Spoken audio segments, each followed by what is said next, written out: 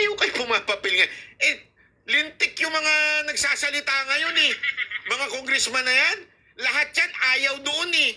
Kay Pangulong Duterte, kaya nga hindi yan umabot man lang sa first reading, second reading. Walang ganun eh. Ngayon, wow! Sila na ang taguyod na pagbabago ng konstitusyon para sa pag-unlad ng bansang Pilipinas. Gago, di ba? You understand my point? My point is simple lang. Hindi mo yan dati battle cry bilang tambaluslos. Hindi mo yan dati kasi ikaw ang tandaan ninyo, ang Kamara, itong congressman, sumusunod lang yan sa dikta ng speaker, lalong-lalo na pag hinawakan na ni speaker ang MOOE mo. Pag sinabi niya, gusto mo ba? O ayaw mo? Kasi kung gusto mo, masaya tayo. Pag ayaw mo, malungkot tayo. Pasaway ako, maraming salamat po. Yun ang totoo. Ngayon, mantakin mo lahat ng congressman. Nagkasundo, nag-unite sila. Ay, mas magaling pa mag-unite si Romualdez kaysa sa pinsan niya eh. Yung pinsan niya, hindi niya nakontrol yung pinsan niya eh. Itong pinsan niya, ang gulo, sandali, pangalanan na nga natin.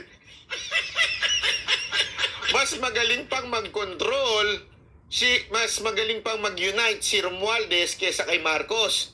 Kasi si Marcos, hindi niya na-unite. Si Romualdez at saka ito si VP Sara, away sila, pati Senate, away. Isipin niyo ito ito yung tinatawag na sampal ng tadhana. Bakit kanyo? Battle cry ng Marcos ay unity. Unity. In other words, unity. Sa sobrang ang pinagtatawanan natin yan during campaign eh. Bakit? Ano sagot sa kahirapan? Unity. Ano sagot sa droga? Unity. Ano sagot sa Unity. Lahat sila unity, unity, unity. Pero etong administrasyon na to, ang pinakamagulong legislative branch. Etong administrasyon na to na yung sila nag-aaway. Etong administrasyon na to. Di ba? Yan ang sampal ng tadhana. Ibig sabihin, wala talaga. Ang dapat palang sumigaw ng unity noon ay si Romualdez. Bakit? Na-unite niya ang mga magnanakaw sa Kamara. Ang magkakaaway sa Kamara, na-unite niya. Siya talaga ang pasimuno ng unity. Kaya lang, sabi nga ni Diego Latigo, unitives naman. Yun talaga ang totoo doon. Unitives. Bakit? Nag-unite ang mga magnanakaw.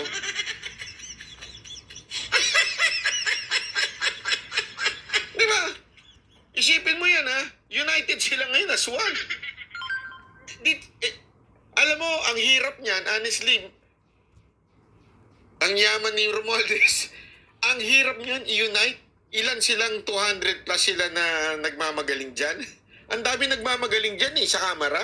Sila ang pinaka nagmamagaling na mga tali-talinuhan dyan, and yet, nakontrol mo.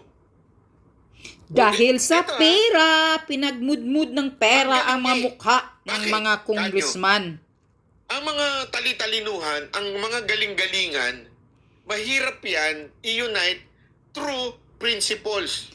Pero pera ang usapan, nagka-unite na. Marami alam Joylyn Legaspi, maraming salamat. Mega love shout out. Sinubuan ng pera lagi Unite talaga, tahimik. Nasubukan nyo na hubang sumama sa isang mga meeting, barangay meeting, PTA meeting, any meeting na yung mga taong nandun magagaling? Yung lahat ng tao nandun nagmamagaling. Yung lahat ng tao doon parang may mga katungkulan. Ang hirap. Bakit? Lahat sila magaling Pero yung galing nila, tumaob. Dahil sa pera. Lahat ng galing nung nasa Kamara, tumaob. Dahil Alam sa mo, pera. Yun. Pera lang pala katapat. Correct. pira lang ang isusubo mo araw-araw, kaya tatahimik, magka-unites Diba? kayo. Magaling ka. Unitibs Sige. nga. Ako may pera. Sunod ka sa akin. Ito, pera. O, ikaw, matalino ka. Ano gusto mo? Talino mo, pera? Pira. Pera. Puro lang Ano naman ito? personal Talino, pera. interest nila dyan eh. Pera. Dapat pira like talaga Talino, lahat. project. Project. Wala eh. Taob lahat ng mga matatalino dun eh. Yun nga eh. Mukhang tae lahat eh. Nawala ang prinsipyo. Pira lang ang kapalit ng mga animalis, ng mga congressman Pantakin mo dyan. yun. Ganun lang pala yun. Talino o project? Magaling ka? Magaling. Ano gusto mo? Project o magaling? Project. Siyempre, pag wala kang project, wala kang makukupit.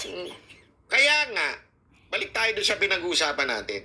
Dapat talagang tumakbo si Pangulong Duterte sa Congress. Bakit? Wala. Feeling Correct. ko talaga. Marilyn, Imusyan, salamat po. Ikaw lang PRRD Walang ang titibag makadisiplina kay dyan. Tamba. Wala. Kontrolado na niya. Alam mo, second year pa lang to. Turik. Tandaan ninyo, may third year budget pa, may fourth year pa, may fifth year pa. Ubus ng pera ng bayan. Pangalawang taon pa lang ng deliberation ng budget yan. Naubos na. Alam mo, ito nga eh. Sino ba nagsabi sa akin ito? Ayoko na sabihin. Basta. 2 years pa lang, ang laki na ng utang ng Pilipinas. Ito na-discover nila. Nangungutang tayo para ibulsa. Yun nga eh. Ganun katindi. Hindi para sa infrastructure. Wala kang infrastructure eh. Walang infrastructure, Etong pinagpatuloy lang yung akala iba. ninyo may natatapos na infrastructure. Oo, meron. Pinagpapatuloy.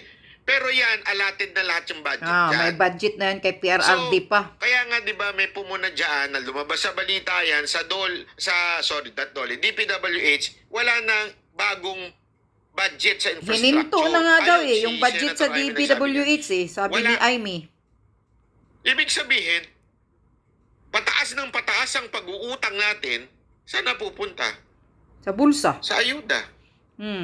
Kasi nakikinabang sila sa Tumaas ang tao. ating utang, saan napunta? Sa ayuda. O, hindi ba tama yung banat ba? Para matulungan ng ating mga kapwa Pilipino.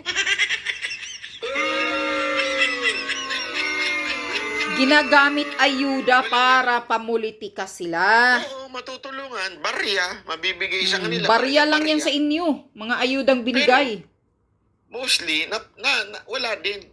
Nagagamit din para sa sariling interes nitong mga kongresista na to. Correct. Tama. Kaya Isipin mo kawawa ang bayan. Kaya nga, Mr. President, if you're listening, President Yes. Duterte, Takbo, if you Tatay are Diggs. listening and watching, Para madisiplina sa maybe you want tambaluslos. to run for Congress?